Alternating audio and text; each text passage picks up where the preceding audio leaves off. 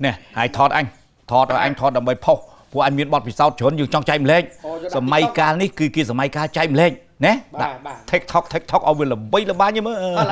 ai chứ ai ta thọt ai ấy phần che có mà thọt nâng giờ ní cái này ní nè giờ ní bay cái đòn ta này giờ ní anh ấy không tốt phúc xong vô cái lấy ní bay cái đòn với sát bị khối phúc anh mới đánh ông chân rồi là phúc anh chơi mình nếm á anh chơi mình nếm mà nhom thọt này anh chơi mình càng yêu biết sao mà bỏ tư anh tiếc à tư anh mà phúc vô đấy nhưng mà chẳng lẽ mà tư chị nghe ngang này đâu nữa phúc chơi có chứ phúc tích chỉ làm cho nó không cho nóสุดท้ายบางคนเนี่ยใครนี่ชมมีเราไว้จังใจดำเล็กหนึ่งใจดำเล็กชุดบางคนนะบ้านแต่ตาในวิดีโอติ๊กต็อกบักยมบ้องนั่นแหละแล้วนี่ยมชมเลยใส่เจิมก็มาท่านมาใหญ่สักบ้องlôiไปจำตัดบ้องยมเหรอถือติงหอบติงไอ้บ้องไอ้lôiมั้งมาตัดติงมาต้องแข่งบ้องมาตัดนึงบาดlôi ao vậy บาดลอยcho con xong lôi tự đa lên trip mùi xà lá bà mặt phèo con tàu tụi ông mong hà lỡ toán tin cả áo ấy xong thì cả ai thâm mây cả tạp thâm mây bị trơn thâm mây xong tụi ông bà con vô ấy đây con cô mạng nhom mình cái phim nó về non cho sẵn trao mà lỡ ăn lôi mình sợ cái con nửa riêng sao riêng nát ta mà lên bà lôi bà ấy nè lên chưa lên cùng ao vào chân cùng ao cho với ở đó chầm pa ơi bên đặt chua con mà đặt pa bánh áo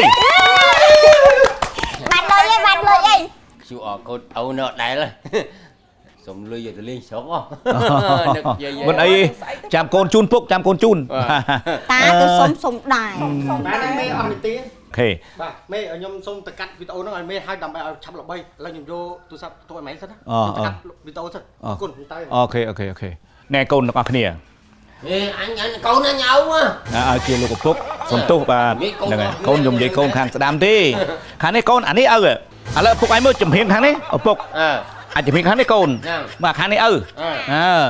chẳng mà trong phép ra bong sờ lạnh nha và phun sờ lạnh con bạn miền này nè ôn bong oi thạ bị ca 100 สัปดาห์ chỉ riêng đó สัปดาห์ bấm nách khai của bong oiประkhai bong miền bấm má nói ôn được không nè không biết ai sao thì nghe bong cứ tầm đời ca tôi coi ôn con chẳng 100 ថ្ងៃកូនយកលុយទៅសាលាពុកឲ្យកូនរហូតប៉ាឲ្យកូនរហូតកូនខ្វះសម្ភារៈសិក្សាប៉ាបំពេញកម្មវិធីសិក្សាមានជប់លៀងសាលាពុកឲ្យកូនប៉ាឲ្យកូនហេតុអីក៏អ្នកទាំងអស់គ្នាអត់ចេះចំចៃអ្នកការចំចៃវាមានតម្លៃណាស់សម្រាប់យើងអស់គ្នានៅពេលដែលយើងចាំបាច់ត្រូវការប្រើវាជាពិសេសពុកកូនសុំនិយាយនេះដល់វាពុកគិតមើលជូនពុកជារៀងរាល់ថ្ងៃ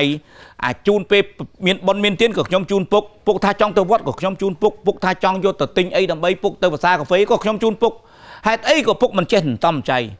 ការសន្សំសំចៃវានាំឲ្យមនុស្សទាំងឡាយនាំមកនៅផលប្រយោជន៍ល្អមែនទែននៅពេលដែលយើងមានតម្រូវការចាំបាច់មួយគេយើងស៊ីចុកឲ្យស្អាតគេកម្លាំងយើងសោយើងរកអត់បានគេឲ្យលុយយើងតិចតួចគេលើកគេបោកគេកកាយមែនទេពុកមែនទេខ្ញុំគាត់ចង់និយាយឲ្យពុកនិងកូនភរិយាខ្ញុំអញ្ចឹងពុកអញ្ចឹង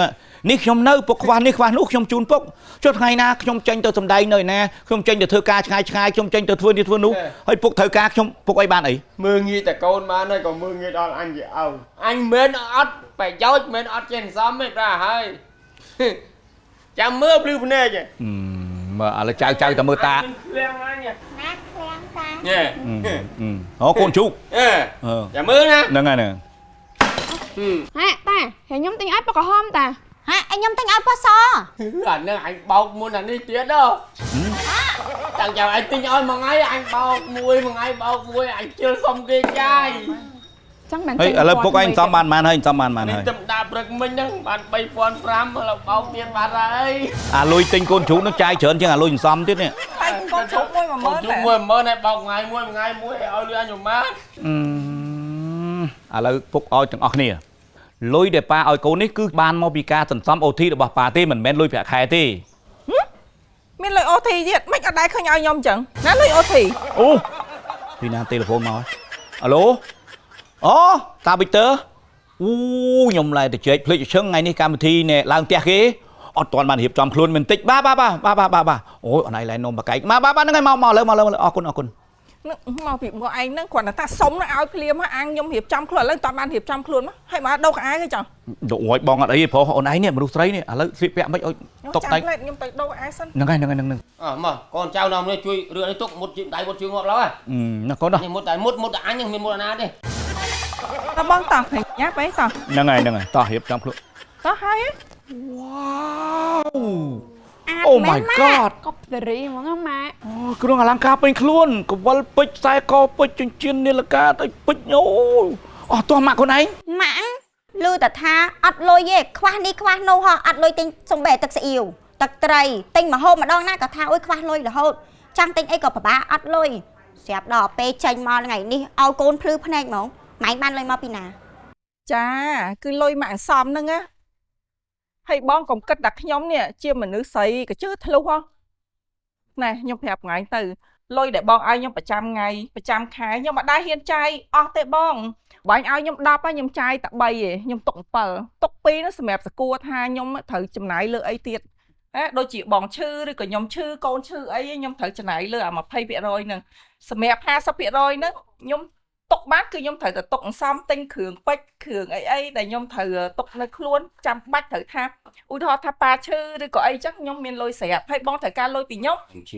ក៏មានលុយឲ្យបងដែរ បងទៅសើកំណត់អូនឯងនឹងអូនឯងគ្រាន់តែរៀបរាប់ការសន្សំនឹងអត់ទាន់សន្សំទុកទិញមឈូសជូនប៉ាផងនេះហ៎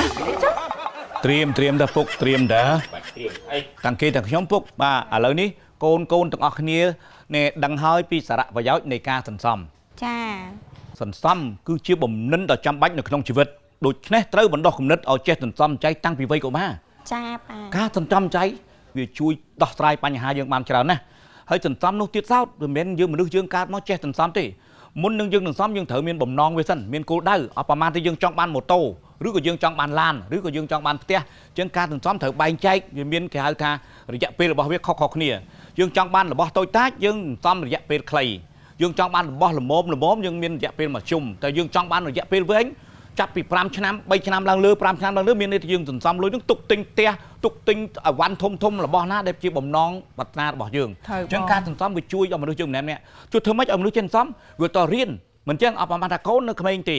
ប៉ាឲ្យម្នាក់ 10000 កូនត្រូវចាយ 9000 ឬក៏ 9500 ទុក500នឹងសន្សំអញ្ចឹងដាច់ខាតកូនត្រូវដកអាប្រាក់ដែលសន្សំមុនប្រាក់ចំណាយទី2យើងត្រូវមើលទៅលើចំណូលពាក់ព័ន្ធមួយការសន្សំដល់យើងមើលអាចំណូលសិនមិនចឹងកូនណាអត់ប្រហែលថាយើងរកបានមួយថ្ងៃតែ 10000 ចាប់យើងត្រូវចាយ 9000 7 8 9000ដល់ 10000 អីចឹងទៅវាអត់មានប្រាក់សន្សំទេមែនទេអត់មានប្រាក់សន្សំទេចង់សន្សំមិនបានទៅបើអាការចំណាយវាធំហើយអញ្ចឹងយើងត្រូវកាលណាយើងអត់មានប្រាក់សន្សំដល់ប៉ុណ្ណឹងយើងត្រូវកលេចទៅមើលពិភពនៃការចំណាយវិញចំណាយណាខ្ជះខ្ជាយទេចំណាយណាមិនចាំបាច់ទេយើងកាត់បន្ថយអាការចំណាយរបស់យើងដែលជាកំពុងតែយើងចំណាយរាល់ថ្ងៃរហូតអស់លុយសន្សំហ្នឹងបើយើងកាត់បន្ថយអាណាអត់ចាំបាច់បានច្បាស់ជាសល់សេវលុយសន្សំហ្នឹងសេវលុយសន្សំហើយបាទនៅពេលដែលយើងកាត់បន្ថយអាការចំណាយរបស់យើងហើយអាការសន្សំវានៅតែតឹងទៀតនៅតែលំបាកទៀតអញ្ចឹងយើងកលេចមើលអីយើងកលេចទៅរកមូលគេហៅច្រកថ្មីមួយទៀតគឺយើងទៅរកវិធីបង្កើនចំណូលមានន័យថាម៉េចបង្កើនចំណូលអត់ប្រហែលថាពុកធ្វើការមួយថ្ងៃ8ម៉ោងពុកអាចទៅធ្វើការថែមម៉ោងពុកអាចទៅធ្វើអីថែមម៉ោងដើម្បីបង្កើនចំណូលដល់បង្កើនចំណូលបានច្បាស់ជាមានសល់អាការសន្សំនឹងបានមកយកអាខ្ទង់សន្សំនឹងបានមកចែករំលែកទុកនៅក្នុងការសន្សំអាហ្នឹងមួយយ៉ាងហើយការសន្សំមួយបែបទៀតប្រសិនបើយើងមិនអាចសន្សំនៅក្នុងផ្ទះសម្បែងយើងបានឥឡូវនេះគឺថាប្រព័ន្ធគេហៅថាធនាគារទំនើបណាស់បាទយើងអាចយកថវិការបស់យើងទៅដាក់នៅក្នុងមីក្រូហិរញ្ញវត្ថុណាដែលមានច្បាប់ត្រឹមត្រូវធនាគារណាមានច្បាប់ត្រឹមត្រូវយើងយកទៅដាក់នៅក្នុងធនាគារទៅវាក៏ជាការសន្សំមួយដែរតែនិយាយហើយអូភ្លេចឈឹងមិនខ្ញុំចង់និយាយថារឿងឥឡូវទៅកម្មវិធីគេកម្មវិធីឯងតែមកពីកម្មវិធីវិញត្រូវបាញ់លុយ OT នៅឲ្យខ្ញុំហើយចាប់ពីខែក្រោយទៅអត់មានរឿងបាត់ទេណា OT ត្រូវបាញ់ឲ្យទាំងអស់បានគុណកម្លាំងខ្ញុំលឺបិទភ័ក្រខ្ញុំនិយាយខុសទេគេថាលុយដែលដាក់នៅធនាគារស្រួលដកទេប៉ុន្តែដាក់ក្នុងកង់មួយនេះពិបាកដកណាតឹងណាស់